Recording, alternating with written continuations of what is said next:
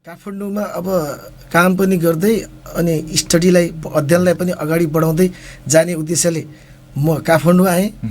काठमाडौँ आइसकेपछि धेरै रोजगारीको लागि धेरै ठाउँ गुहार गर्दाखेरि कहीँ पनि त्यो अवसर प्राप्त नभएपछि म अब यो खालि पढाइलाई मात्र लिएर मैले रोजगारी खोज्नुहुन्न, अब मैले विकल्पमा अरू कुनै प्राविधिक शिक्षा लिनुपर्छ भन्ने सोच आएर मैले यो रेफ्रिजरेसन र एयर कन्डिसनरको तालिम लिएँ। तालिम लिइसक्ने बित्तिकै मलाई पेप्सी कोला कम्पनीमा यसको अफर आयो। अफर आएको त्यो दिन जुन दिन मैले आफ्नो लाइफमा मैले आफ्नो जीवनमा मैले जागिर खाएँ भन्ने जुन बेला अनुभव भयो त्यो जस्तो खुसीको क्षण मलाई अहिलेसम्म जीवनमा कहिले पनि आएन। ओहो, एउटा किसिमको पढ्दै गर्दाखेरिमा सिप सिक्दै गर्नुभयो र त्यो सिपले एउटा किसिमले जागिर पाउनुभयो भनेपछि त्यो रमाइलो नै पक्कै पनि भएन होला। सङ्घर्ष गरिरहेर फेरि सफलता मिल्दाखेरिमा रमाइलो पक्कै महसुस हुन्छ। पहिला थोरै अब तपाईँको सपनातिर जोडिन चाहेँ मैले। एउटा समय ड्युरेसनमा भनौँ बडो सपनाहरू देखिन्छ नि होइन, अब के गर्ने कस्तो होला, यो प्राप्त होला कि नहोला, यो गरौँला त्यो गरौँला, धेरै एउटा किसिमको रनभुल्लतामा पनि भइन्छ र एउटा किसिमले अब त्यो गरौँला भन्ने एउटा सपनाहरू पनि देखिन्छन्। पहिलेदेखि के थियो तपाईँको व्यवसाय नै गरौँला फेरि इलेक्ट्रोनिक्सतिर नै छिरिएला भन्ने थियो कि या अरू के थियो पहिला स्कुल लेभलमा? अर्थात् तपाईँ आफू युवा होइन त, अहिले पनि युवा नै हुनुहुन्छ, त्यो समय अझ बढी टिनेजमा हुँदाखेरिमा चाहिँ कस्तो किसिमको सपना देखिन्थ्यो? थोरै त्यो विषयमा जान्न चाहन्छु। अब सपना भन्ने कुरा त मानिस भएपछि सपना देख्नै पर्छ। तर सपना मैले यस्तो सपना देखेको थिएँ, म यो प्राविधिक क्षेत्रतिर चाहिँ म आउने सपना चाहिँ मेरो थिएन। सामान्यतया हाम्रो अझै पनि हाम्रो सोसाइटीमा यो परिपाटी छ, छोराले पढ्छ, पढिसकेपछि जागिर खान्छ, सरकारी जागिर खान्छ, जागिर खाएर चाहिँ नि एउटा लाइफ चाहिँ नि सेटल गर्छ भन्ने सोच सबैको हुन्छ। म पनि त्यही सोचको पछि पछि दौडिरहेको थिएँ र समयले लाइफमा कुनै टर्निङ पोइन्ट, यस्तो टर्निङ पोइन्ट आउँदो रहेछ र यो टर्निङ पोइन्टले मलाई प्राविधिकतिर चाहिँ नि प्रवेश गरायो। अहिले कस्तो लाग्छ? हिजोको समय बरु अरू जागिरकै लागि बढी दौडधुप गरे भए हुने थियो भन्ने त्यो किसिमको हुन्छ, या जेसु पर्फेक्ट तरिकाले सही मार्गमा आएछु भन्ने लाग्छ? थोरै अहिले समीक्षा गर्नुभयो भने। अहिले एकदम आफूलाई एकदम सन्तुष्ट र गौरवान्वित महसुस गरेको छु। सायद म पढाइतिर गएको भए जागिर त पाउँथेँ होला, तर म यो खुसी, यो अवसरहरू म जागिरमा चाहिँ प्राप्त गर्न सक्दैन थिएँ। त्यो कारणले म अहिले जुन व्यवसाय गरिरहेको छु, जुन सेक्टरमा मैले काम गरिरहेको छु, यसबाट म पूर्ण सन्तुष्ट छु। एउटा किसिमको अब थोरै अहिले अब डिलरसिप लिएर होइन इलेक्ट्रोनिक्सको काम गरिरहेकाहरूको स्थिति अहिले के छ? थोरै यो विषयमा अहिले कति चाहिँ पसलहरू चाहिँ यसरी काम गरिरहेको भन्ने तपाईँहरूसँग डाटा छ? थोरै यो विषयमा जान्न चाहेँ मैले। अहिले हामीहरूले इलेक्ट्रोनिक्स डिलर एसोसिएसन भनेको चाहिँ हामीहरूले पहिलो चरणमा टिभी, फ्रिज र वासिङ मेसिन, एसी, यो ठुलो आइटमहरू जसले चाहिँ ठुलो आइटमहरूको डिलर लिनुभएको छ उहाँहरूलाई मात्र हामीले समेटेका छौँ। र अब हाम्रो यसपछिको अर्को चरणमा हामी इलेक्ट्रोनिक्स भनेपछि हजुरको बल्बदेखि लिएर इलेक्ट्रिकबाट चाहिँ नि चल्ने चिजहरू जस्तै राइस कुकर, आइरन, मिक्सर होइन, यस्तो चिजहरूको व्यवसाय गर्ने व्यवसायीहरूलाई पनि समेट्ने हाम्रो उद्देश्य छ। अहिले हाल हामीसँग चाहिँ नि इलेक्ट्रोनिक्स डिलर्स एसोसिएसनमा खालि टिभी, फ्रिज र वासिङ मेसिन ठुलो आइटमहरूको चाहिँ नि डिलर लिएर बस्नुभएको जम्मा कैलाली जिल्लाभित्र 75 जना व्यवसायीहरू, 75वटा संस्थाहरू, फर्महरू हाम्रो चाहिँ नि यो एसोसिएसनमा आबद्ध हुनुहुन्छ। र अर्को चरणमा हामी, यसपछिको चरणमा हामी जसले हिटर बेच्नु भएको छ, आइरन बेच्नु भएको छ, मिक्सर बेच्नु भएको छ, अब यो बेच्ने पसल हजुरको के छ भने हामी साथीभाइहरूलाई सँगसँगै कतिपय पसलहरू। नमस्कार अनि स्वागत गर्न चाहे कार्यक्रम प्रभात विमर्शको पर्खाइमा बसिरहनुभएका तपाईँहरू सम्पूर्णलाई।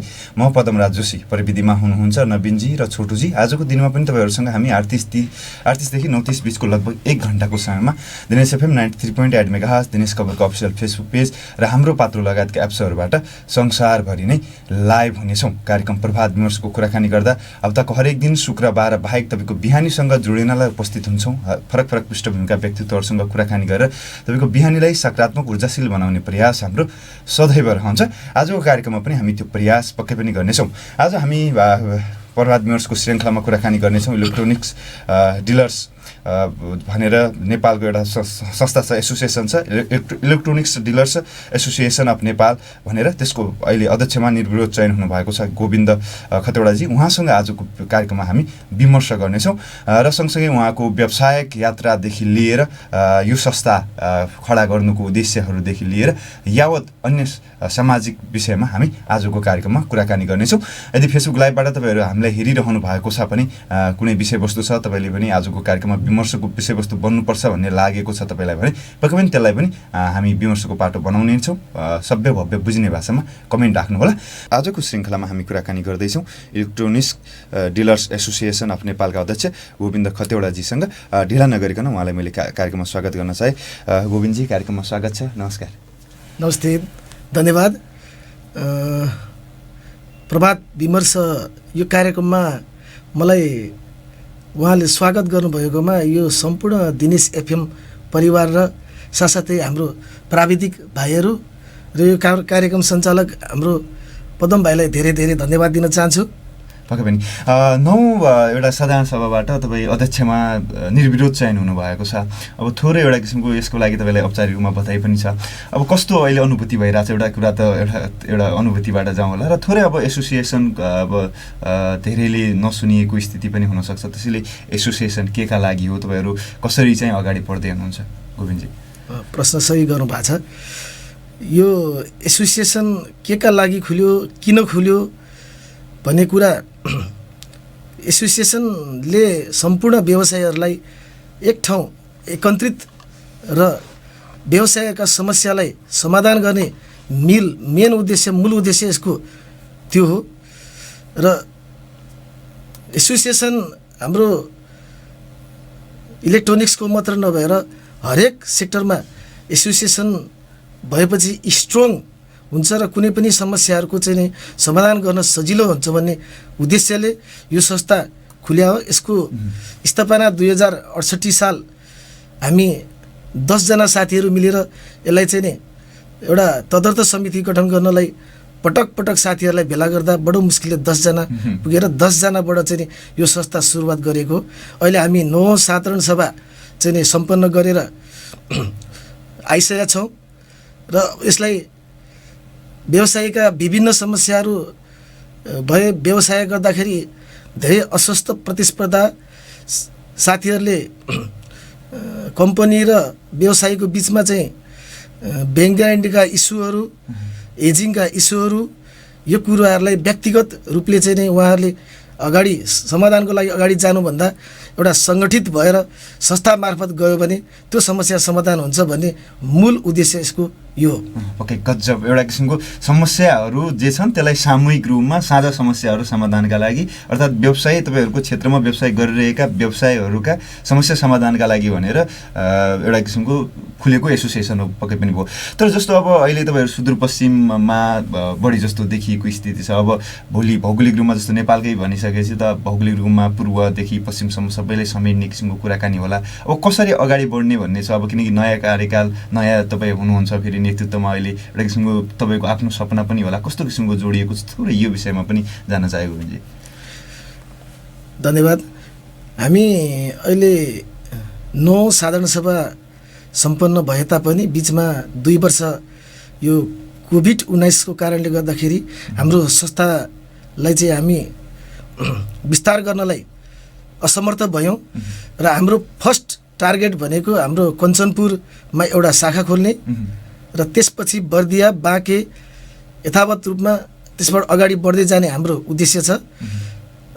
र कञ्चनपुरको लागि हाम्रो साथीहरूसँग कुरा भएर हामी तयारी अवस्थामा भएपछि हाम्रो एउटा कोभिड-19 भन्ने समस्याले हामी ग्रसित भयौँ।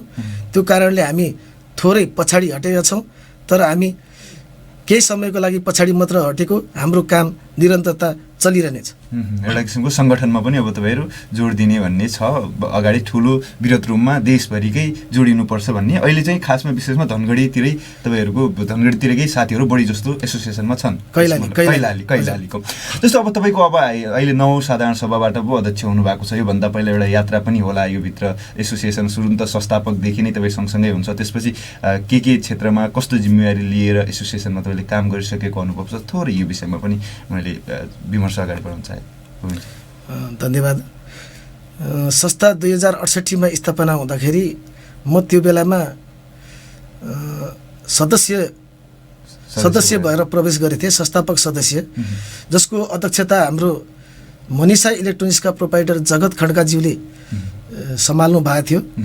र त्यसपछिको कार्यकालमा एक कार्यकाल तदर्थ समितिले नै सञ्चालन गरेको हुँदा त्यसपछिको कार्यकालमा म फेरि पनि सदस्य भएर नै यो संस्थामा आबद्ध भएँ। त्यसपछिको साधारण सभाबाट म सचिवमा सर्वसम्मतबाट निर्विरोध चयन भएँ र त्यसपछि हाम्रो राजेश भाडज्यूको अध्यक्षतामा हाम्रो समिति बन्यो। त्यो समितिमा म महासचिव भएर चाहिँ काम गर्ने मौका पाएँ र यो लामो समयदेखि काम गरेको हुनाले संस्थाको बारेमा अलिकति अनुभव भएको कारणले साथीहरूले चाहिँ मलाई अध्यक्षतामा चाहिँ रुचाएको हुनाले नै सायद यो 9 साधारण सभाबाट म अध्यक्ष चयन त्यो पनि विरोध रूपमा अरू कसैले त्यस्तो किसिमको दाबी गर्नु भएन र एउटा किसिमको तपाईँलाई सहजताका साथ आफूले नेतृत्वमा काम गर्ने किसिमको भयो। तपाईँको आफ्नो नमुना इलेक्ट्रोनिक्स भन्ने पसल छ होइन? हजुर। यो अब थोरै अब तपाईँको आफ्नो व्यक्तित्वबाट पनि अब अगाडि बढौँ होला। कहिलेदेखि नमुना इलेक्ट्रोनिक्स सुरु गर्नुभएको हो, कुन सोचका साथ त्यो सुरु गर्नुभएको थियो, थोरै अब तपाईँको व्यक्तित्वमा मैले जान्न चाहेँ। यसबारेमा मैले भन्नुपर्दाखेरि अब हरेक मानिसले आफ्नो धरातल बिर्सिनु हुन, त्यो धरातललाई तपाईँले जहिले पनि आफूलाई आत्मसात गरेर हिँड्नुभयो भने मानिस पक्कै पनि सफल हुन्छ भन्ने त्यो मेरो आफ्नो विचार हो। म 2057 सालमा पेप्सी कोला नेपालको टेक्निसियन भएर धनगढीमा चाहिँ प्रवेश गरेको हुँ र सँगसँगै त्यो बेलामा एउटा रेफ्रिजरेसन भनेको फ्रिज र एसीको काम गर्ने एउटा टेक्निसियनको रूपमा परिचित हुन्छ। त्यो बेलामा धनगढीमा फ्रिजहरू भए पनि त्यो टेक्निसियन चाहिँ यहाँ उपलब्ध थिएनन्। त्यो बेलामा मैले कम्पनीको काम र मेरो आफ्नो प्राइभेट काम पनि 5 वर्षसम्म सँगसँगै लगिरहेँ र त्यसपछि अब यसरी खाली कोठेमा बसेर त्यो बेलामा मैले रेफ्रिजरेसनको सेवाहरू दिए थिएँ। अब कोठामा बसेर मात्र सीमित हुन्न, अब यसलाई चाहिँ अलिकति व्यावसायिक हिसाबमा चाहिँ अगाडि बढाउनुपर्छ भन्ने उद्देश्यले मैले एउटा सानो वर्कसप चाहिँ सञ्चालन गरेँ। त्यो वर्कसप 2058 सालबाट 58 सालबाट मैले वर्कसप सञ्चालन गरेँ र 58 सालबाट म वर्कसप सँगसँगै चौधरी ग्रुपको एलजी ब्रान्ड र सिजी ब्रान्डको आफ्टर सेल सर्भिस 10 वर्षसम्म मैले हेरिरहेँ यही क्षेत्रमा, तपाईँको सुदूरपश्चिम क्षेत्रमा। त्यसपछि लामो समय धेरैजनाको चाहिँ तपाईँको सेवा दिएको र धेरै घरहरूमा म चाहिँ पुगेको र धेरै रिलेसनको कारणले मैले चाहिँ एउटा अब इलेक्ट्रोनिक्स व्यवसाय सुरु गर्नुपर्छ भन्ने सोच आएर त्यसपछि म इलेक्ट्रोनिक्स व्यवसायमा 2068 मा प्रवेश गरेँ र 68 अहिलेसम्म मैले इलेक्ट्रोनिक्स व्यवसाय पनि र मर्मत हाम्रो मेन्टेनेन्सको काम पनि सँगसँगै लिएर गइरहेको छु। एउटा किसिमको डिलरसिप गर्दै एउटा पहिल्यैदेखि सानो भए पनि बिचमा त्यो किसिमले समन्वय गर्ने भएदेखि लिएर अहिलेसम्म आफ्नै पसलसम्म तपाईँहरूको आफ्नो यात्रा रह्यो। तपाईँ अघि भन्नुभयो पछिहरूमा एउटा किसिमको कोकाकोलाको पेप्सी कोलाको चाहिँ तपाईँले आफ्नो डिलरसिप लिएर सुरुमा काम गर्नुभयो। त्योभन्दा पहिला अब जस्तो थोरै अब त्योभन्दा अगाडि पनि जान चाहे मैले तपाईँको पढाइ हुर्काइ जन्म कहाँ कसरी भयो थोरै यो विषयमा पनि। मेरो जन्म मोरङ जिल्लाको उर्लाबारीमा 2029 सालमा 29 साल पुस 3 गते भएको हो। त्यसपछि मेरो प्राइमरी शिक्षा उर्लाबारीमै भयो, प्राइमरी सेकेन्डरी उर्लाबारीमै भयो। त्यसपछि म कलेज पढ्नको लागि धरानको महेन्द्र बहुमुखी क्याम्पस आएँ। त्यसपछि कलेज सिद्धिएपछि म 1951 सालमा काठमाडौँमा अब काम पनि गर्दै अनि स्टडीलाई अध्ययनलाई पनि अगाडि बढाउँदै जाने उद्देश्यले म काठमाडौँ आएँ। काठमाडौँ आइसकेपछि धेरै रोजगारीको लागि धेरै ठाउँ गुहार गर्दाखेरि कहीँ पनि त्यो अवसर प्राप्त नभएपछि म अब यो खालि पढाइलाई मात्र लिएर मैले रोजगारी खोज्नुहुन्न, अब मैले विकल्पमा अरू कुनै प्राविधिक शिक्षा लिनुपर्छ भन्ने सोच आएर मैले यो रेफ्रिजरेसन र एयर कन्डिसनरको तालिम लिएँ। तालिम लिइसक्ने बित्तिकै मलाई पेप्सिकोला कम्पनीमा यसको अफर आयो। अफर आएको त्यो दिन जुन दिन मैले आफ्नो लाइफमा मैले आफ्नो जीवनमा मैले जागिर खाएँ भन्ने जुन बेला अनुभव भयो, त्यो जस्तो खुसीको क्षण मलाई अहिलेसम्म जीवनमा कहिले पनि आएन। ओहो, एउटा किसिमको पढ्दै गर्दाखेरिमा सिप सिक्दै गर्नुभयो र त्यो सिपले एउटा किसिमले जागिर पाउनुभयो भनेपछि त्यो रमाइलो नै पक्कै पनि भएन होला। सङ्घर्ष गरिरहेर फेरि सफलता मिल्दाखेरिमा रमाइलो पक्कै महसुस हुन्छ। पहिला थोरै अब तपाईँको सपनातिर जोडिन चाहेँ मैले। एउटा समय ड्युरेसनमा भनौँ बडो सपनाहरू देखिन्छ नि होइन, अब के गर्ने, कस्तो होला, यो प्राप्त होला कि नहोला, यो गरौँला त्यो गरौँला, धेरै एउटा किसिमको रनभुल्लतामा पनि भइन्छ र एउटा किसिमले अब त्यो गरौँला भन्ने एउटा सपनाहरू पनि देखिन्छन्। पहिलेदेखि के थियो तपाईँको, व्यवसाय नै गरौँला फेरि इलेक्ट्रोनिक्सतिर नै छिरिएला भन्ने थियो कि या अरू के थियो पहिला स्कुल लेभलमा? अर्थात् तपाईँ आफू युवा होइन त, अहिले पनि युवा नै हुनुहुन्छ, त्यो समय अझ बढी टिनेजमा हुँदाखेरिमा चाहिँ कस्तो किसिमको सपना देखिन्थ्यो, थोरै त्यो विषयमा जान्न चाहन्छु। अब सपना भन्ने कुरा त मानिस भएपछि सपना देख्नै पर्छ। तर सपना मैले यस्तो सपना देखेको थिएँ, म यो प्राविधिक क्षेत्रतिर चाहिँ म आउने सपना चाहिँ मेरो थिएन। सामान्यतया हाम्रो अझै पनि हाम्रो सोसाइटीमा यो परिपाटी छ, छोराले पढ्छ, पढिसकेपछि जागिर खान्छ, सरकारी जागिर खान्छ, जागिर खाएर चाहिँ नि एउटा लाइफ चाहिँ नि सेटल गर्छ भन्ने सोच सबैको हुन्छ। म पनि त्यही सोचको पछि पछि दौडिरहेको थिएँ र समयले लाइफमा कुनै टर्निङ पोइन्ट, यस्तो टर्निङ पोइन्ट आउँदो रहेछ र यो टर्निङ पोइन्टले मलाई प्राविधिकतिर चाहिँ नि प्रवेश गरायो। अहिले कस्तो लाग्छ, हिजोको समय बरु अरू जागिरकै लागि बढी दौडधुप गरे भए हुने थियो भन्ने त्यो किसिमको हुन्छ, या जेसु पर्फेक्ट तरिकाले सही मार्गमा आएछु भन्ने लाग्छ? थोरै अहिले समीक्षा गर्नुभयो भने। अहिले एकदम आफूलाई एकदम सन्तुष्ट र गौरवान्वित महसुस गरेको छु। सायद म पढाइतिर गएको भए जागिर त पाउँथेँ होला, जागिर त पाउँथेँ होला, तर म यो खुसी, यो अवसरहरू म जागिरमा चाहिँ प्राप्त गर्न सक्दैन थिएँ। त्यो कारणले म अहिले जुन व्यवसाय गरिरहेको छु, जुन सेक्टरमा मैले काम गरिरहेको छु, यसबाट म पूर्ण सन्तुष्ट छु। व्यवसायले सन्तुष्टि दिएको छ। यो थोरै अब हिजोको वातावरण अहिलेको समय सुरु व्यवसाय गर्दाखेरिमा एउटा किसिमको उताप चढावहरू आउँछन् भन्छन्, त्यो तपाईँलाई कतिको भयो? हिजोको समय र अहिलेको समय फेरि एउटा किसिमको फरक त पक्कै होला, सहजता असहजता स्थापित भइसकेपछि गरिने फेरि एउटा व्यवहार फरकै छ हाम्रो सोसाइटीको। अगाडि बढिरहँदाखेरिमा अब सफलता असफलता त सामान्य किसिमको भइ नै रहने दैनिक रूपमा, त्यो असफलता कता कता असफलतातिर डोरिँदै गर्दाखेरिमा झन अप्ठ्यारो महसुस गराउने त्यो किसिमको प्रवृत्ति देख्न सकिन्छ सहजै रूपले। तपाईँले चाहिँ कस्तो थियो सुरुको सवालमा व्यवसाय अगाडि बढाइरहँदा, आफ्नै काम गराइरहँदाखेरिमा कस्तो स्थिति थियो, थोरै त्यो विषयमा बुझ्न चाहन्छु। व्यवसाय यो इलेक्ट्रोनिक्स जो व्यवसाय छ, ट्रेनिङ बिजनेस मात्र सुरुवात गर्ने साथी, म अहिले जति पनि व्यवसाय गरेर चाहिँ नि बसिरहनु भएको छ, त्यो सबै साथीहरूलाई एउटा सन्देश के दिन चाहन्छु भने, हजुरले जुन चिजमा हजुरलाई नलेज छ, जुन चिजमा हजुर एक्सपिरियन्स हुनुहुन्छ, त्यो काम हजुरले गर्नुभयो भने त्यो तपाईँ सक्सेस हुनुहुन्छ। र जुन चिजमा खालि हजुरलाई नलेजै छैन, खालि पैसाले मात्र व्यवसाय गर्न सकिन्छ भन्ने सोच्नु भएको छ भने त्यो कृपया प्लिज त्यतातिर तपाईँ नजानु होला। र मलाई सुरुमा व्यवसाय गर्दाखेरि मैले यो टिभी र फ्रिज मात्र बेचेर म यदि बसेको भए म अहिले सायद सडकमा हुन्थेँ। मसँग मेरो आफ्नो स्किल मेन्टेनेन्सको चाहिँ नि सँगसँगै स्किल भएको हुनाले मैले अहिले व्यवसायलाई माथि पुर्याउन सकेको। एउटा त्यो सिपले सहयोग गरे भन्ने छ। कहिलेकाहीँ अब होइन यो गाह्रो क्षेत्र रहेछ, नसकिने रहेछ भन्ने त्यो किसिमको महसुस भयो कि भएन यो यात्रा सुरु गर्दै गर्दा व्यवसायको चाहिँ? एकदमै पदम भाइ, असम्भव भन्ने कुरा मानिसले चाह्यो भने कहिले पनि हुन्न। त्यो हुनाले गाह्रो अप्ठ्यारो केही समय पर्छ। अहिले पनि यो विगत 2 वर्षदेखि हाम्रो इलेक्ट्रोनिक्स व्यवसाय एकदमै धराशायी बनेर चाहिँ गइरहेछ। त्यही पनि आत्तिनु हुन, यसमा लागि पर्नुपर्छ।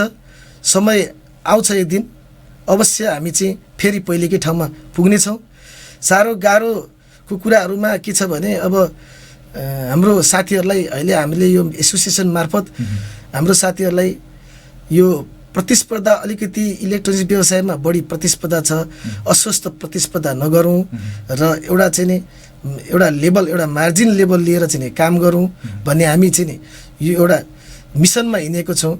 अब यो मिसन हामीहरूले केही समय हामीलाई लाग्छ, यो मिसन हामी पुरा गरेपछि यो व्यवसाय गर्ने साथीहरूलाई मैले यो व्यवसाय गरेछु, मैले ढुक्क छु भन्ने चाहिँ नि एउटा चाहिँ नि अवस्था सिर्जना गर्छु। त्यो एसोसिएसनले अबको समयमा त्यो काम पनि गर्छ। तपाईँले अप्रत्यक्ष रूपमा जोडी पनि हाल्नुभयो। थोरै अब तपाईँको क्षेत्र एसोसिएसन भनेर जस्तो इलेक्ट्रोनिक्स एसोसिएसन भनेर भनिहाले, इलेक्ट्रोनिक्सतिरको अब डिलरसिपको कुराकानी हुँदाखेरिमा अब यो सबै क्षेत्रतिर अगाडि बढिरहँदाखेरिमा यो क्षेत्रकै पनि आफ्नै किसिमका समस्याहरू होलान्। त्यो बढी फोकस केमा रहने भन्ने फेरि तपाईँहरूले छान्नुपर्ने, अर्थात् त्यसलाई समाधान केलाई चाहिँ समाधानको भनौँ न विकल्प दिने भन्ने किसिमको होला नै। थोरै अब तपाईँहरूको क्षेत्रमा, किनकि नयाँ व्यवसाय पनि आउने सोच भएको धेरै युवाहरूले हामीलाई सुनिरहेको स्थिति पनि रहन सक्छ, त्यसैले तपाईँको क्षेत्रमा खास के चुनौतीहरू चाहिँ बढी जस्तो चाहिँ देख्नुहुन्छ? जस्तो अगाडि एउटा त कोट्याउनु भयो कि थोरै अस्वस्थ प्रतिस्पर्धा समय समय भइरहन्छ, यो जस्तै लगायत अरू के चाहिँ चुनौतीहरू समस्याहरू चाहिँ तपाईँको आफ्नो क्षेत्रतिर छ? आफैले हिँडिरहेको बाटो त कस्तो छ भन्ने त एउटा किसिमको थाहा पनि हुन्छ भन्छन्। थोरै यो विषयमा जानकारी गराइदिन अनुरोध गरेँ। हुन्छ, हस्। यो सबभन्दा ठुलो चुनौती अब अहिले व्यापार भन्ने कुरा के छ भने पहिले जस्तो इजिली खालि एउटा सटर लियो, एउटा सटरमा चाहिँ नि पैसा अलिकति चाहिँ नि खर्च गरेर सामान भर्यो, यतिमा मात्र सीमित छैन। यसपछि अहिले आउने तपाईँको भ्याटका समस्याहरूदेखि लिएर कम्पनीलाई हामीहरूले डिलरसिप लिँदाखेरि हामीहरूले एउटा ब्याङ्क ग्यारेन्टी दिएको हुन्छ। ब्याङ्क ग्यारेन्टीदेखि लिएर कम्पनीसँग चाहिँ नि हाम्रो डिल गर्दाखेरि एउटा एजिङ हुन्छ, एजिङ सिस्टम हुन्छ, त्यो सिस्टमदेखि लिएर यो कुराहरूले व्यवसाय गर्ने साथीहरूलाई अलिकति अप्ठ्यारो पारेछ। त्यो हुनाले अब हामी एउटा के सन्देश हाम्रो संस्था मार्फत हामी के सन्देश दिन चाहन्छौँ भने तपाईँ व्यवसाय गर्नुभन्दा पहिले यसको बारेमा यो भ्याट भनेको के हो, यो भ्याटको हिसाब कसरी राखिन्छ र यो कम्पनीलाई चाहिँ दिनुपर्ने पेमेन्ट हामी कम्पनीले तपाईँ एउटा चेक काटिदिनुहोस् भन्छ, खालि चेक काटिदिनुहोस् भनेको भरमा हामी त्यो चेक दिने बेलामा त्यसलाई पैसा नभएर कागज जस्तो सोचेर चाहिँ हामी चेक काटेर दिदिएका हुन्छौँ। भोलि त्यसैको आधारमा कम्पनीहरूले क्लेम गरेको हुन्छ। अनि यस्तो कुराहरू बुझेर जानेर साथीभाइहरूलाई सोधेर मात्र प्रयोग गर्नुहोला भन्ने म सन्देश पनि दिन चाहन्छु। र अब आउने नयाँ साथीहरूलाई अर्को एउटा कुरा के जानकारी पनि गर्न चाहन्छु भने इलेक्ट्रोनिक्स व्यवसाय भनेको यस्तो व्यवसाय हो, हजुरले किरानामा तपाईँको चिनी 1 किलो कसैले माग्यो, चिनी तपाईँले दिदिनु भयो, त्यो सक्यो। तर इलेक्ट्रोनिक्समा त्यसमा वारेन्टीको कुरा आउँछन्, ग्यारेन्टीका कुरा आउँछन्। हजुरको सामान लगेर गएपछि कन्ज्युमरले भोलि चाहिँ नि प्रब्लम आयो भने तपाईँलाई वारेन्टी दिएको छ, त्यो वारेन्टी बनाइदिए भन्छ होइन, यसलाई रिपेयर गरिदिए भन्छ। तपाईँको चाहिँ नि पसलमा आएर झगडा गर्न सक्छ, फोनबाट चाहिँ नि तपाईँलाई धम्की दिन सक्छ, यस्ता खालका समस्याहरू आउँछन्। त्यो हुनाले हजुरले काम गर्ने कुनै पनि कम्पनीको, कुनै पनि ब्रान्डको त्यसको चाहिँ नि कम्पनीले वारेन्टी ग्यारेन्टीको लागि सर्भिस चाहिँ नि प्रोभाइड गरेको छ कि छैन, यावत कुराहरू बुझेर मात्र व्यवसाय सुरु गर्नु होला भन्ने सन्देश दिन चाहन्छु। सामान्य ज्ञान फेरि टेक्निकल क्षेत्रतिर भएको हुनाले डिलरसिप भनिसकेपछि धेरै कुराहरू आफूले सावधानीहरू अपनाउनु पर्छ भन्ने किसिमको तपाईँको कुराकानी हो। फेरि सिप हातमा हुँदाहुँदै पनि फेरि टेक्निकल विषयमा पनि जानकारी भएन भनेपछि त्यति तपाईँहरूले जुन अपेक्षाका साथ यो मैदानमा आइन्छ त्यति सफलता प्राप्त हुँदैन भन्ने नै हो तपाईँको भनाइ। हजुर हजुर, पक्कै पनि। आदरणीय श्रोता दर्शकबिन, आजको दिनमा हामी कुराकानी गरिरहेका छौँ गोविन्द खतेवडाजीसँग। उहाँ हुनुहुन्छ इलेक्ट्रोनिक्स डिलर्स एसोसिएसन अफ नेपालका अध्यक्ष हुनुहुन्छ। उहाँ चाहिँ हिजो मात्रै एउटा साधारण सभाबाट उहाँ निर्विरोध रूपमा अध्यक्षको रूपमा आउनु भएको छ, नेतृत्व लिएर आफ्नो टिम लिएर। थोरै एउटा किसिमको अहिले टिम कतिको के कस्तो बनेको छ भन्ने एउटा रुचि पनि होला, पहिलादेखि चासो हेरेर एउटा चासो राखेर हेरिरहेका व्यक्तित्वहरूमा। तर अब तपाईँको आफ्नो टिम चाहिँ के कतिको बनेको छ, कतिको चाहिँ मजबुत छ? अब मजबुत त तपाईँ आफूले पनि मजबुत ठान्ने नै हो, तर कस्तो पृष्ठभूमिका व्यक्तित्वहरू छन् र भोलि अब टिम केमा चाहिँ बढी केन्द्रित होला जस्तो, अब फेरि कस्तो व्यक्तिहरू आए भन्नेले नै त्यो निर्धारण गर्न सक्छ। थोरै यो विषयमा चाहिँ मैले गोविन्दजीबाट यो पनि जान्न चाहेको। एकदम सही प्रश्न गर्नुभयो। टिम हजुरको सोचे जस्तो र एउटा टिममा चाहिँ नि एउटा सहमति नभइकन एउटा टिम बन्यो भने काम गर्न धेरै नै गाह्रो हुन्छ, स्वाभाविक कुरा हो। र अहिले हाम्रो जुन बनेको टिम छ, यो टिम मेरो लागि एकदम काम गर्न सजिलो र सबै हाम्रो चाहिँ नि टिममा भएको सबै साथीहरू सबै केही गर्नुपर्छ भन्ने सोचको साथीहरू भएको हुनाले यो टिमलाई चाहिँ नि म एकदमै धन्यवाद पनि दिन चाहन्छु। र टिममा अध्यक्षले मात्र केही पनि गर्ने होइन, अध्यक्ष सँगसँगै अध्यक्षको दाहिने हात भनेको महासचिव हुन्छ र त्यो सँगसँगै अर्को हात भनेको कोषाध्यक्ष हुन्छ र त्यसपछि उपाध्यक्ष, वरिष्ठ उपाध्यक्ष हुनुहुन्छ, उपाध्यक्ष हुनुहुन्छ, सचिव हुनुहुन्छ। यो सबै भाइटल पोस्ट हो। यो पोस्टहरूमा चाहिँ नि मेजोरिटी भएन भने काम गर्न गाह्रो हुन्छ। त्यो हुनाले अहिले हाम्रो बनेको जुन टिम छ, यो हामीलाई काम गर्न एकदम सजिलो र हाम्रो इलेक्ट्रोनिक्स डिलर्स एसोसिएसनलाई अब अगाडि बढाउनको लागि चाहिँ नि धेरै मद्दत पुग्ने चाहिँ नि टिम बनेको छ। किसिमको अब थोरै अहिले अब डिलरसिप लिएर होइन इलेक्ट्रोनिक्सको काम गरिरहेका हरूको स्थिति अहिले के छ, थोरै यो विषयमा अहिले कति चाहिँ पसलहरू चाहिँ यसरी काम गरिरहेको भन्ने तपाईँहरूसँग डाटा छ, थोरै यो विषयमा जान्न चाहे मैले। अहिले हामीहरूले इलेक्ट्रोनिक्स डिलर एसोसिएसन भनेको चाहिँ हामीहरूले पहिलो चरणमा टिभी, फ्रिज र वासिङ मेसिन, एसी यो ठुलो आइटमहरू जसले चाहिँ ठुलो आइटमहरूको डिलर लिनुभएको छ उहाँहरूलाई मात्र हामीले समेटेका छौँ। र अब हाम्रो यसपछिको अर्को चरणमा हामी इलेक्ट्रोनिक्स भनेपछि हजुरको बल्बदेखि लिएर इलेक्ट्रिकबाट चाहिँ नि चल्ने चिजहरू जस्तै राइस कुकर, आइरन, मिक्सर होइन, यस्तो चिजहरूको व्यवसाय गर्ने व्यवसायीहरूलाई पनि समेट्ने हाम्रो उद्देश्य छ। अहिले हाल हामीसँग चाहिँ नि इलेक्ट्रोनिक्स डिलर्स एसोसिएसनमा खालि टिभी, फ्रिज र वासिङ मेसिन ठुलो आइटमहरूको चाहिँ डिलर लिएर बस्नुभएको जम्मा कैलाली जिल्लाभित्र 75 जना व्यवसायीहरू, 75वटा संस्थाहरू, फर्महरू हाम्रो चाहिँ नि यो एसोसिएसनमा आबद्ध हुनुहुन्छ। र अर्को चरणमा हामी यसपछिको चरणमा हामी जसले हिटर बेच्नु भएको छ, आइरन बेच्नु भएको छ, मिक्सर बेच्नु भएको छ, अब यो बेच्ने पसल हजुरको के छ भने हामी साथीभाइहरूलाई सँगसँगै कतिपय पसलहरू फेन्सी दोकानको नाममा दर्ता गर्नुभएको छ, उहाँले इलेक्ट्रोनिक्स व्यवसाय पनि गर्नुभएको छ सँगसँगै। यस्तो चाहिँ नि क्रियाकलापले भोलिको दिनमा उहाँलाई कुनै राजस्व सम्बन्धी कुनै चाहिँ भ्याट सम्बन्धीको समस्या आउन सक्छ र उहाँलाई हामीले योभन्दा अगाडि पनि एकपटक जानकारी गराइसकेको थियौँ उहाँहरूलाई।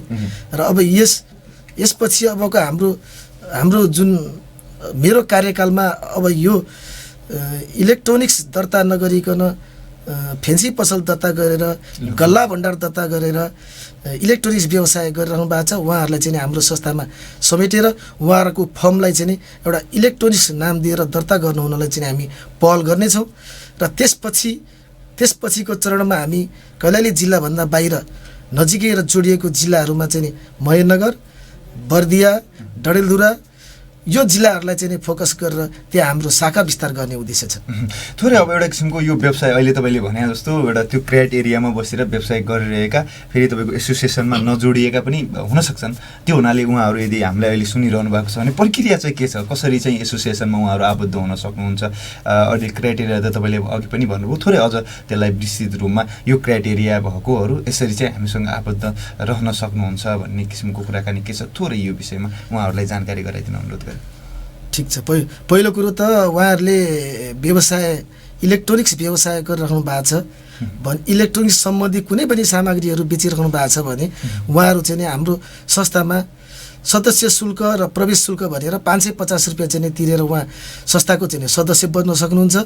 यसको अवधि 3 वर्षको हुनेछ, 3 वर्षपछि फेरि रिन्यू हुन्छ र यो यावत क्रममा चल्नेछ। र उहाँहरूले जुन उहाँहरूलाई त्यो बारेमा नलेजै छैन कि उहाँहरूले चाहिँ नि तपाईँको हामीहरूले कतिपय ठाउँहरूमा देख्यौँ तरकारी पसलको नाउँमा चाहिँ नि दर्ता भएको फर्मले डिसोम बेचिरहेको पनि हामीले भेट्यौँ र यो उहाँहरूलाई जानकारी नभएर हो अथवा थाहा पाएर पनि उहाँले थाहा नपाए जस्तो गरेको हो र डिसोम भन्ने चिज इलेक्ट्रोनिक्स आइटमभित्र पर्ने हुनाले त्यो डिसोम बेच्नलाई इलेक्ट्रोनिक्सकै नामबाट चाहिँ नि फर्म दर्ता गर्नुपर्ने हुन्छ र भोलिको दिनमा उहाँहरूले चाहिँ नि कुनै यो कारणले गर्दा कुनै समस्या आयो राजस्व सम्बन्धी कुनै समस्या आयो भने अटोमेटिकल्ली उहाँहरू चाहिँ नि आफ्नो संस्था खोज्दै आउनुहुनेछ र हाम्रो संस्थाले चाहिँ नि उहाँलाई विशेष पहलमा के गर्नुपर्छ त्यसको समाधानको लागि त्यो पहल पनि गर्नेछ। तर एउटा किसिमको अहिले नै तपाईँले आग्रह गरि नै हाल्नुभयो। फेरि अहिले तपाईँले भने जस्तो तपाईँले एउटा समस्यालाई पनि उजागर गरिरहेको जस्तो मलाई लाग्यो कि कुन तपाईँले भने अब इलेक्ट्रोनिक्स भने के हो धेरैले नबुझेर पनि यो क्षेत्रमा काम गरिरहेको हुन सक्ने स्थिति रह्यो र कोहीले चाहिँ बुझेर पनि अब होइन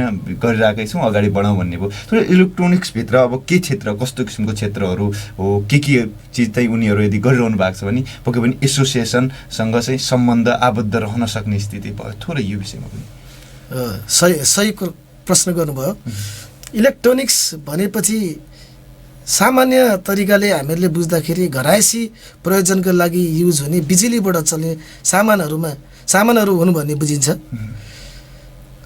त्यो सँगसँगै इलेक्ट्रोनिक्स भनेपछि लार्ज स्केलमा जाने इन्डस्ट्रियल टाइपमा जाने भनेको चाहिँ नि त्यो धेरै ठुलो पार्टतिर हो र सामान्य हाम्रो घरभित्र हामीहरूले बिजुलीबाट चाहिँ नि युज गर्ने चिजहरू जति पनि छन् ती सबैलाई इलेक्ट्रोनिक्स व्यवसायभित्र चाहिँ नि मान्नुपर्ने हुन्छ। सामान्यतया घर परिवारमा विद्युतबाट चाहिँ चल्ने सामानहरू जे छन् त्यसको व्यापार व्यवसाय जसले गरिरहनु भएको छ उहाँहरू एसोसिएसनमा आबद्ध हुन सक्छन् भन्ने किसिमको कुराकानी भयो नै। अब थोरै अब आगामी योजनाहरूको विषयमा तपाईँले सुनाइ पनि हाल्नुभयो होला। लगभग हामी अन्तिमतिर पनि छ एउटा किसिमको तपाईँको आफूले राख्नुपर्ने आग्रह गर्नुपर्ने आग्रह पनि होला श्रोता दर्शकहरूलाई।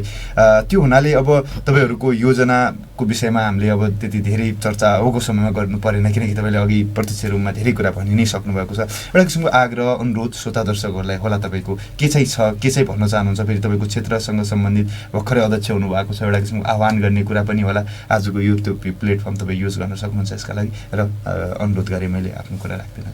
एकदमै सही प्रश्न गर्नुभयो। अब म एउटा हाम्रो व्यवसायी साथीहरूलाई के आग्रह गर्न चाहन्छु भने एउटा संस्था भनेको जसले बुझ्नु भएको छ उहाँहरूको लागि मात्र संस्था हो र जसले बुझ्नु भएको छैन उहाँहरूले यो संस्था भन्ने केही पनि होइन खालि 2-4 जना चाहिँ मान्छेहरू यसो चाहिँ बसेर चाहिँ खानपिन गर्ने माध्यम मात्र हो भन्ने बुझ्नु भएको छ। कृपया प्लिज उहाँहरूलाई संस्थाले के गर्छ संस्थाको चाहिँ काम र कर्तव्य के हो त्यसलाई विस्तृत रूपमा बुझेर मात्र त्यो आरोप लगाइदिनु होला।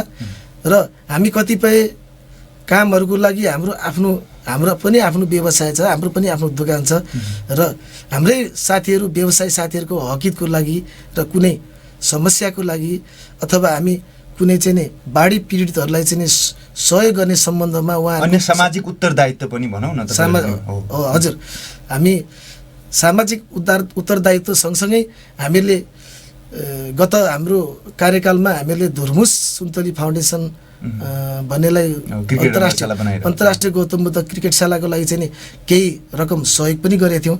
यावत कुराहरू चाहिँ सहयोग गर्नको लागि अहिलेसम्म हाम्रो संस्थामा हामीले एउटा फन्ड राइज गर्न नसकेको अवस्थाले गर्दाखेरि हामी प्रत्येक व्यवसायीहरूसँग एउटा चाहिँ आफ्नो हिसाबले आफ्नो चाहिँ क्यापेसिटी अनुसार सहयोग गर्नलाई अनुरोध गर्न चाहिँ पसल जानुपर्ने अवस्था आउन सक्छ र त्यो अवस्थामा यहाँहरूले हामी पनि एउटा चाहिँ व्यवसाय छोडेर यहाँहरूको चाहिँ पसल अगाडि हामी उभिए आउँछौँ।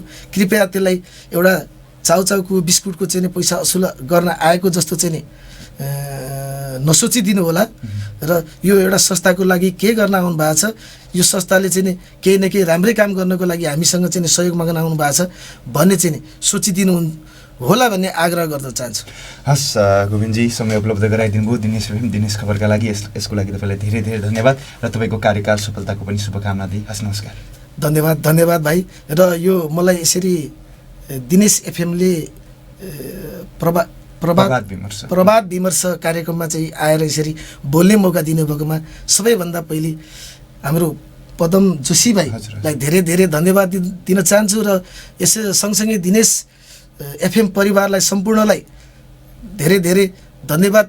साथसाथै अहिले मलाई यो अध्यक्ष पदमा निर्वाचित सर्वसम्मतबाट निर्वाचित गराउनुहुने सम्पूर्ण हाम्रो व्यवसायीहरूप्रति धन्यवाद सँगसँगै आभार प्रकट गर्न चाहन्छु। हस्त धन्यवाद। हस् धन्यवाद।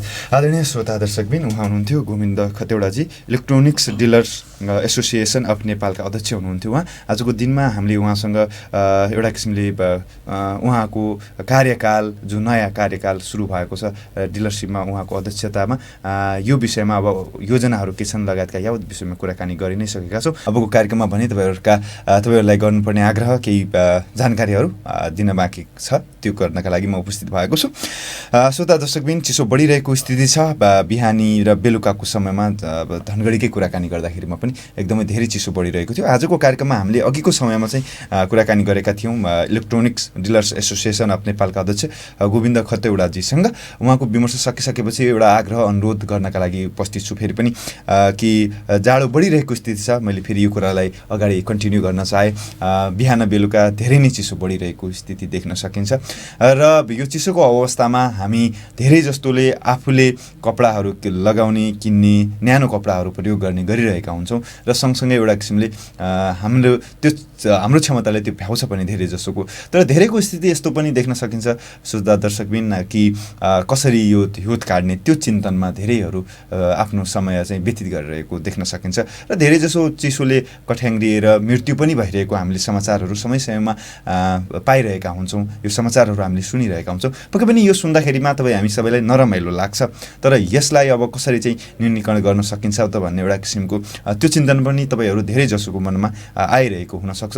त्यसैले धनगढी स्थित सिपुरी धाममा कपडा बैङ्क छ, त्यो तपाईँ कतिलाई जानकारी छ, कतिलाई जानकारी नहोला। तपाईँहरू धेरै जसो जसले कपडा आफूले त्यो क्षमताले भ्याउन सक्नुहुन्न, यो चिसो मौसममा कपडा कसरी चाहिँ प्रयोग गर्ने एउटा किसिमले तपाईँले क्षमताले नभ्याएर त्यो किसिमको छ भने, चिसो लागिरहेको छ भने तपाईँले त्यहाँ गएर कपडा लिन सक्नुहुन्छ, न्यानो कपडाहरू त्यहाँ लिन सक्नुहुन्छ। र सँगसँगै जसले तपाईँहरू अहिले हामीलाई अरू धेरैले पनि सुनिरहनु भएको छ, जसले कपडा दान पनि गर्न सक्नुहुन्छ, त्यो सुविधा पनि तपाईँलाई छ। किनकि अहिले कपडा बैङ्कमा पनि कपडाहरूको अभाव भएको भनेर पनि जानकारीहरू आइरहेका छन्। त्यसैले यदि तपाईँले कपडा दान गर्न सक्नुहुन्छ भने त्यहाँ गएर जति सक्नुहुन्छ, एक पिस, 2 पिस, 10 पिस, अर्थात् जति तपाईँको क्षमताले भ्याउँछ, जति तपाईँ दान गर्न चाहनुहुन्छ त्यो दान गरिदिनका लागि पनि अनुरोध आग्रह गर्छु यो बिहानीको समयमा। र त्यसै गरेर फेरि यो अर्को विषयमा पनि तपाईँहरूलाई म एउटा जानकारी आजको कार्यक्रममा दिन चाहन्छु। तपाईँ सबैलाई थाहा छ, हामी जन्म भइसकेपछि मृत्यु अनिवार्य छ, कोही पनि अजम्बरी छैन। त्यसैले हामी कोही एउटा किसिमको अप्रिय घटना नघटेर सामान्य तवरले मृत्यु भइदियोस् भन्ने मात्रै चाहनी हो, तर मृत्यु नहोस् भन्ने सायदै हामीले चाहेर पनि त्यो पूर्ण हुन्न। धेरै जस्तो त यो चाहन्न पनि होला, किनकि जसलाई यो थाहा छ र चाहनेहरूको पनि एउटा किसिमको पक्कै पनि मृत्यु त छँदैछ। र सँगसँगै यो समयमा हाम्रो मृत्यु भइसकेपछि जो अन्तिम सत्य हो, त्यो अन्तिम सत्य हामीले स्वीकार्दै गर्दाखेरिमा विभिन्न किसिमका समस्याहरू आइरहेको स्थिति देख्न सकिन्छ। त्यो हुनाले धनगढीमा सुन्दर सुदूरपश्चिमका अभियन्ता गोपाल हमालज्यूले धनगढीवासीमा भनेर चाहिँ एउटा धनगढीवासीहरूका लागि भनेर चाहिँ एउटा किसिमको महाप्रस्थान यान चाहिँ उहाँले सञ्चालन गरिदिनु भएको छ। तपाईँको टोल छिमेकमा तपाईँको जानकारीमा आएका कसै धनगढीभित्र कसैको मृत्यु भयो अर्थात् देवसान भयो भनेपछि अब त्यो कसरी चाहिँ त्यसलाई विधिवत रूपमा चाहिँ अन्त्येष्टि गर्ने त्यो लासको भन्ने एउटा किसिमको चिन्ता रहिरहन्छ। त्यो चिन्तालाई तपाईँहरूले समाधान गर्न सक्नुहुन्छ। त्यसका लागि एउटा किसिमको त्यो महाप्रस्थान यानको जिम्मा सिद्धराज पनेरोज्यूले लिनुभएको छ। उहाँलाई तपाईँले प्रत्यक्ष रूपमा सम्पर्क गरेर एउटा किसिमले त्यो समस्या त्यो सुविधा लिन सक्नुहुन्छ। सिद्धराज पनेरोज्यूलाई 98 58 42 24 80 मैले फेरि नम्बर दोहोऱ्याएँ 98 58 42 24 80 मा सम्पर्क गरेर उहाँलाई त्यो किसिमको जानकारी दिनुभयो भने यो तपाईँको समस्याको पक्कै पनि समाधान हुनेछ। यो आग्रह, यो अनुरोध पनि गरे। तपाईँले अरूलाई पनि यो किसिमको सहयोग गर्न सक्नुहुन्छ। सक्नुहुन्छ। यो जानकारी तपाईँले बढीभन्दा बढी तपाईँहरूको सम्पर्कमा रहेका व्यक्तित्वहरूसँग गराइदिनु होला र बढीभन्दा बढीलाई यो किसिमको जानकारी तपाईँहरूले पुर्याइदिनु होला भनेर अनुरोध पनि गर्न चाहे र अब आजको कार्यक्रमबाट पनि मैले पनि बिदा लिनुपर्ने हुन्छ। श्रोता दर्शकबिन अहिलेसम्म कार्यक्रम हेरेर सुनेर साथ दिनुभयो, यसको लागि तपाईँहरूलाई धेरै धेरै धन्यवाद। प्रविधिबाट नै मिठो साथ पाइरहे हाम्रो नवीनजी र छोटुजी, उहाँहरूप्रति पनि आभार प्रकट गर्दै आजको कार्यक्रमबाट बिदा भए। भोलि फेरि नयाँ विषयवस्तुमा विमर्श गर्नका लागि तपाईँहरूसँग उपस्थित हुने नै छौँ। हजुरहरू सबैको समय शुभ रहोस्। हस्, नमस्कार, शुभ दिन।